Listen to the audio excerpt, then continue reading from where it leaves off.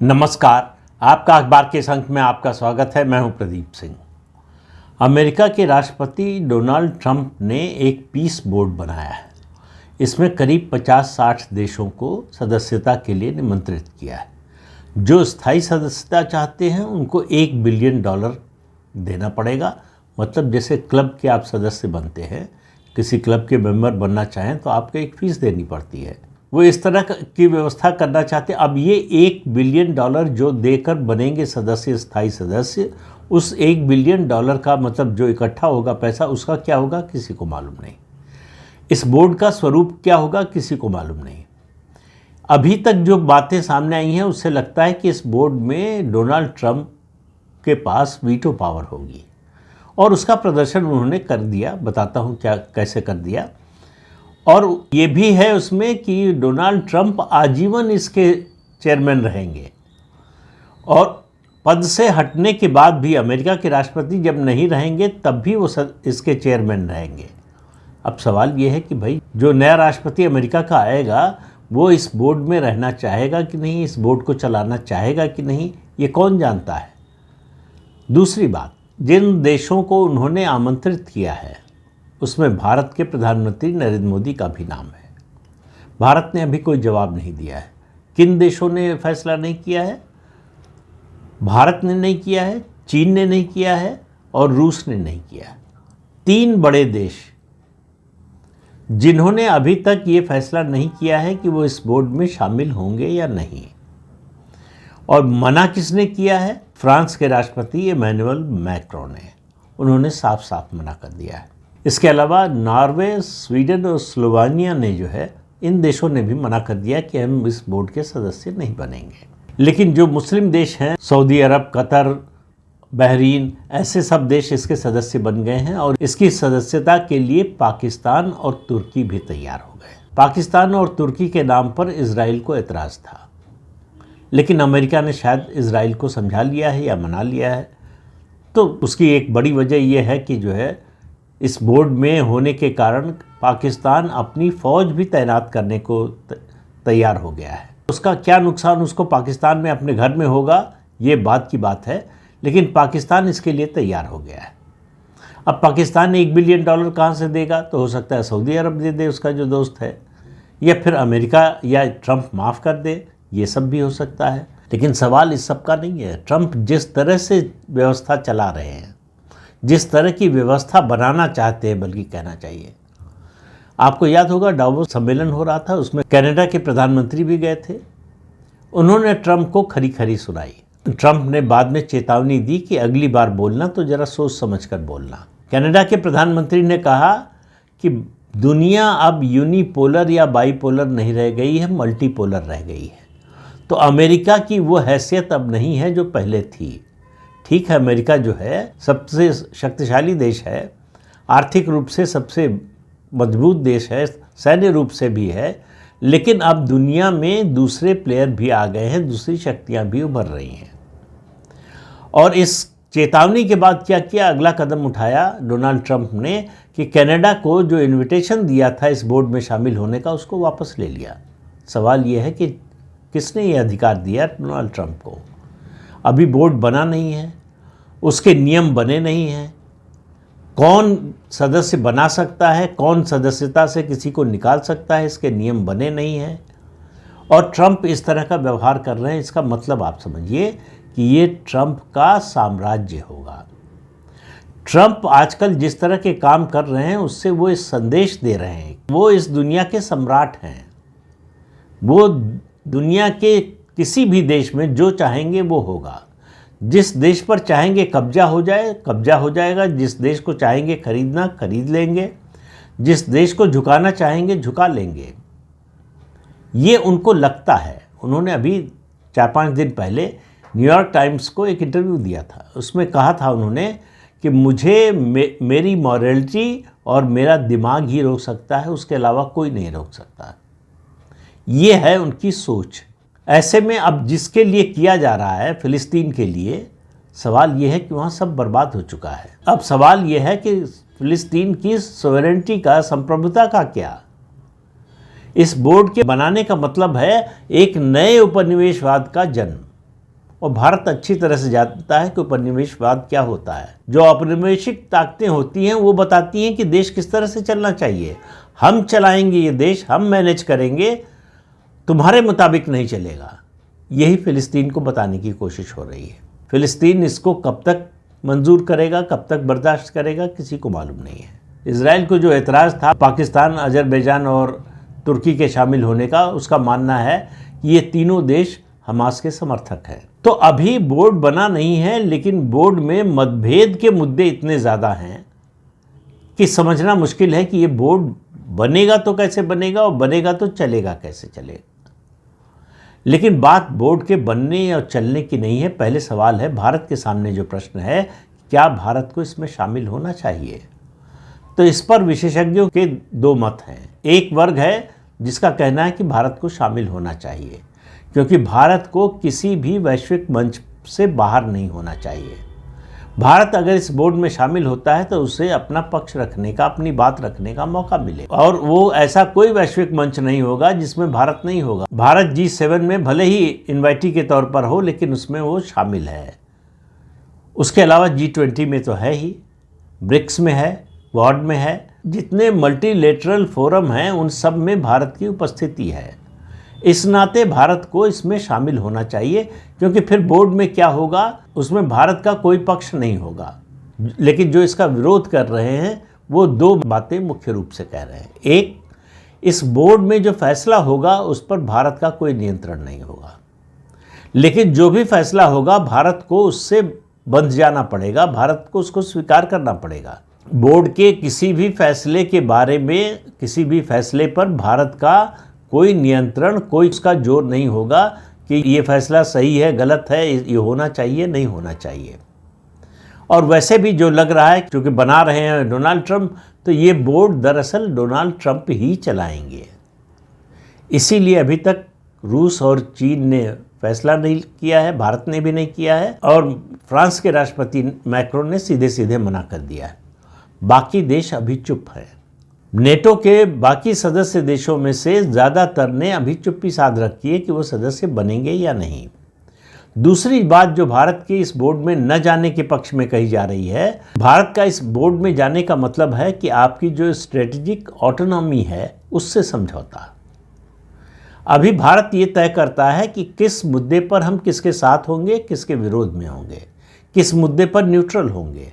हम न तो पूरी तरह से किसी के साथ हैं, न किसी के विरोध में हैं। हम अपने नेशनल इंटरेस्ट के हिसाब से तय करते हैं कि हमारा स्टैंड किसी मुद्दे पर क्या होगा। एक बार इस बोर्ड में शामिल होने के बाद हमारा वो अधिकार एक तरह से चला जाएगा। फिर वो स्ट्रेटजिक ऑटोनॉमी जो अमेरिका चाहता है कि भारत छोड़ दे, वो स्वतः छूट जाएगी। तो भारत के लिए इस बोर्ड में जाने से कोई फायदा नहीं होगा, जहां तुर्की है, जहां पाकिस्तान है। और तुर्की और पाकिस्तान के होने का मतलब है कि आप जरा कल्पना कीजिए कि ये पीस बोर्ड है। दुनिया में कहीं भी कॉन्फ्लिक्ट होगा तो वहां शांति की स्थापना करने के लिए है। कल को अगर ऑपरेशन सिंदूर का पार्ट 2 शुरू होता है और ये बोर्ड उसमें दखल देता है, तो भारत क्या इसको स्वीकार करेगा? और भारत स्वीकार नहीं करेगा तो इस बोर्ड में भारत के रहने का क्या मतलब है? यहाँ पर जो सदस्य देश होंगे, आप मानकर चलिए कि भारत और पाकिस्तान का मामला आएगा तो अमेरिका के दबाव में ज़्यादातर सदस्य देश पाकिस्तान और अमेरिका के साथ खड़े होंगे। तो ये हमारे लिए, हमको इसमें कुछ मिलना नहीं है। बात ये नहीं कि $1 बिलियन देना पड़ेगा, भारत के लिए कोई मुश्किल नहीं है, लेकिन सवाल ये है कि क्यों दें? ये टैक्स पेयर का पैसा है। इसको देने के बदले में हमें क्या मिलेगा, या इसकी स्थायी सदस्यता से क्या मिलेगा? जो अमेरिका हमारे ऊपर दुनिया में सबसे ज़्यादा टैरिफ लगा रहा है 50%, वो हमको इस बोर्ड का सदस्य बनाना चाहता है। इस विरोधाभास के बारे में क्या कहा जाए कि भाई अगर आप भारत से दोस्ती चाहते हैं, भारत का साथ चाहते हैं, दोस्ती छोड़िए साथ चाहते हैं, तो पहले तो 50% जो टैरिफ लगाया है आपने उसको हटाइए, उसकी आप कोई बात नहीं कर रहे हैं। तो 50% टैरिफ जिस अमेरिका ने लगाया है उसके राष्ट्रपति के बनाए हुए बोर्ड में भारत को क्यों शामिल होना चाहिए? तो भारत के लिए हर तरह से ये लूज लूज वाली सिचुएशन है। वो ऐसे फैसलों से बच जाएगा जिससे वो सहमत नहीं होगा। फिर उसके सामने दो ही विकल्प बचेंगे, या तो उस फैसले को स्वीकार करे या फिर बोर्ड छोड़कर बाहर निकले। तो जिस बोर्ड को छोड़कर बाहर निकलने की संभावना ज़्यादा नज़र आ रही हो, उसमें शामिल ही क्यों होना। मुझे लगता है कि यूएन को पूरी तरह से डिफंक्ट करने के लिए ट्रंप ये व्यवस्था बना रहे हैं, ये बोर्ड बना रहे हैं। उसके बाद वैसे तो अभी भी यूएन का कोई मतलब नहीं रह गया है। पिछले कई दशकों में देखिए तो यूएन कोई भी युद्ध रुकवाने में सफल नहीं रहा है, बल्कि कहीं भी हस्तक्षेप करने में भी सफल नहीं रहा है। ट्रंप को रोकने में सफल नहीं हुआ, पुतिन को रोकने में सफल नहीं हुआ, तो गाज़ा में इजराइल और हमास को रोकने में सफल नहीं हुआ, और डोनाल्ड ट्रंप की मुश्किलें लगातार बढ़ती जा रही हैं। उन्होंने अपने चुनाव अभियान के दौरान कहा था कि 24 घंटे में रूस यूक्रेन का युद्ध रुकवा देंगे। आज उनको पद ग्रहण किए हुए 1 साल पूरे हो चुके हैं, लेकिन युद्ध रुकने की बजाय और तेज हो गया है। और जो अमेरिका उससे पहले तक यूक्रेन के साथ खड़ा नजर आता था, अब वो अमेरिका, और खासतौर से डोनाल्ड ट्रंप की बात कीजिए, वो पुतिन की ओर झुके हुए नजर आ रहे हैं। और सबसे बड़ी बात यह है कि ट्रंप कब क्या बोलेंगे, कोई उनके बोलने में, उनके स्टैंड में निरंतरता नहीं है, स्टेबिलिटी नहीं है, कंटिन्यूटी नहीं है। तो आज उन्होंने जो बोला, कल उसके ठीक विरोध में नहीं बोल देंगे, इसकी गारंटी कौन ले सकता है? कोई नहीं, ट्रंप भी नहीं ले सकते। वो खुद ही कह रहे हैं मेरी मॉरलिटी और मेरा दिमाग तय करेगा, उसके अनुसार चलूंगा और कोई नहीं तय कर सकता।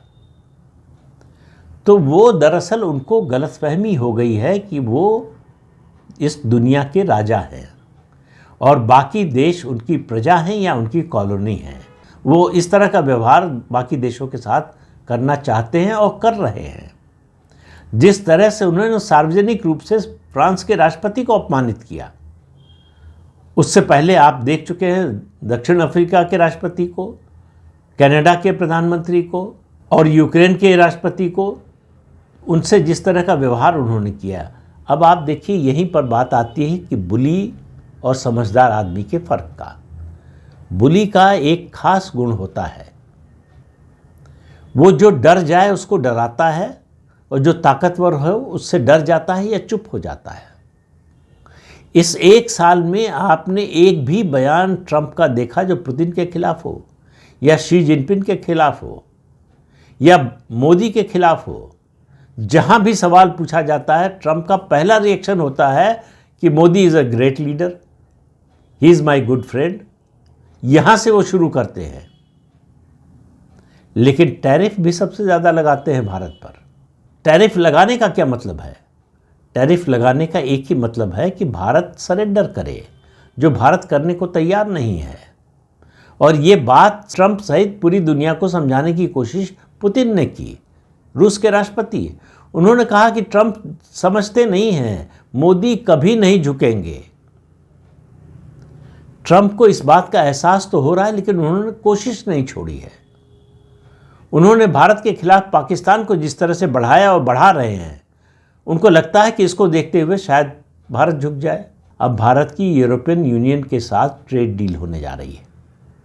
ज़्यादा संभावना यह है कि इसी 27 जनवरी को ट्रेड डील पर हस्ताक्षर हो जाएंगे।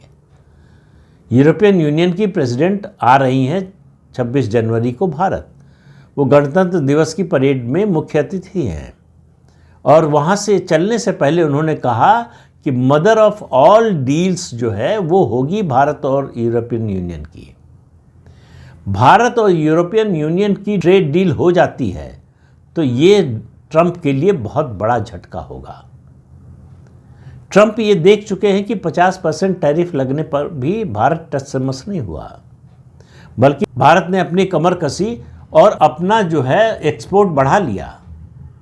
50% टैरिफ लगने के बाद, अमेरिका के टैरिफ लगाने के बाद भारत का एक्सपोर्ट बढ़ गया है। भारत को नए बाजार मिल रहे हैं, भारत को नए साथी मिल रहे हैं।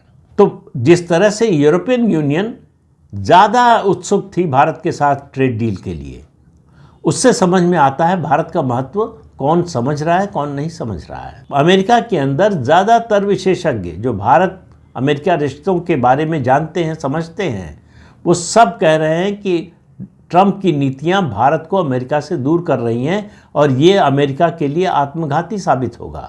भारत के पास डेमोग्राफी का डिविडेंड है, भारत के पास बढ़ती हुई अर्थव्यवस्था का डिविडेंड है, भारत के पास बढ़ती हुई सैन्य शक्ति का डिविडेंड है।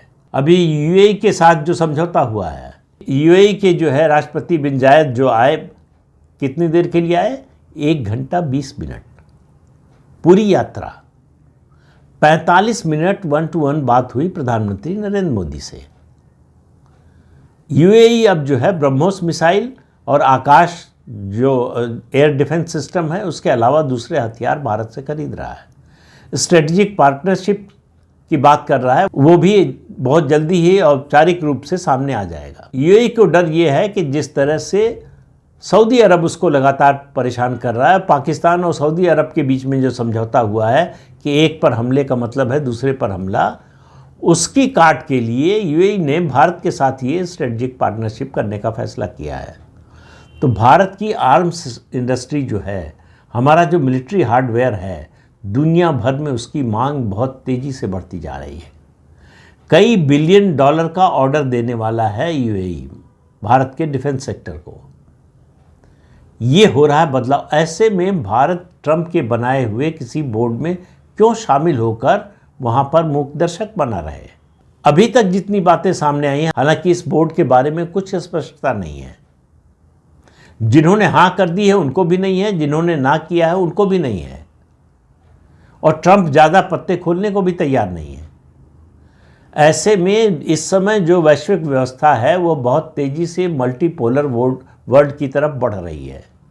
अमेरिका का प्रभुत्व, उसका प्रभाव लगातार कम हो रहा है, अमेरिका की ताकत कम हो रही है, अमेरिका की इकॉनमी गहरे कर्ज में डूबी हुई है। 38 ट्रिलियन डॉलर से ज़्यादा का कर्ज है अमेरिका पर। इसकी भरपाई का या इससे उबरने का ट्रंप के पास कोई तरीका नहीं है।